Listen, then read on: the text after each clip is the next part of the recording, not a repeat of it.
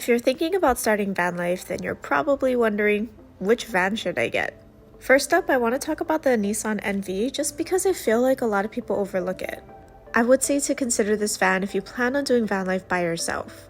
And that's because they only offer one wheelbase size, and it's quite tight considering the nose of the Nissan NV is much larger than the nose of the other vans. So although we felt like the NV wasn't a match for us, it does not mean the NV is a bad van for somebody else. And in fact, a lot of people reported that the NV was very easy to drive, so that is a huge plus for this van. Alright, so the big question is, do I get a Transit, a Sprinter, or a Promaster? And honestly, all these vans are great, so if you have one of these vans for van life, you'll be fine. But of course, let's break it down and compare them. So gas versus diesel is going to be a preference. Gas is cheaper, but diesel has better miles per gallon. This also directly affects your engine because a gas vehicle can put on maybe 150 to 200,000 miles, whereas a diesel can put on 250 to 500,000 miles.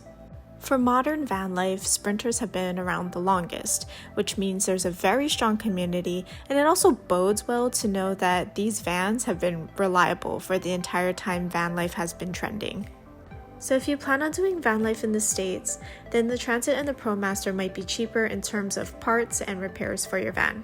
But internationally, they might be more familiar with Sprinters. Okay, but one huge advantage the Promaster has over the other two is the fact that their walls are straight. And that helps so much if you plan on building your own van. Now, something I wish more people talked about is that where you live is going to influence the van you're going to buy. Like, Alex and I are from Hawaii and we had no idea that they send over Transit cargo vans with medium roofs, and that's not tall enough for Alex, which resulted in us no longer looking at Transits as an option. We were only looking at either Sprinters or Promasters.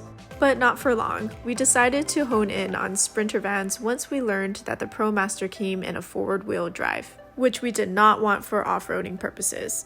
I do want to note that the Transit now comes in an all-wheel drive, but that's only for the models 2020 and newer. And since we knew we were going to buy a used van, we were more than happy with a rear-wheel drive, and that's because in our van build, all the weight's going to be going in the back. So I really hope that this was useful for other beginners out there who are looking into van life and have no idea what to even look for in a van.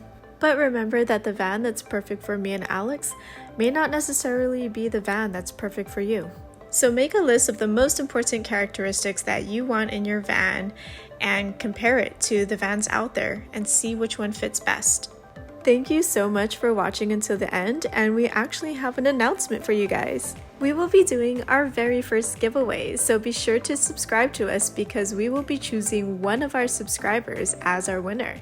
For more information, read the caption below.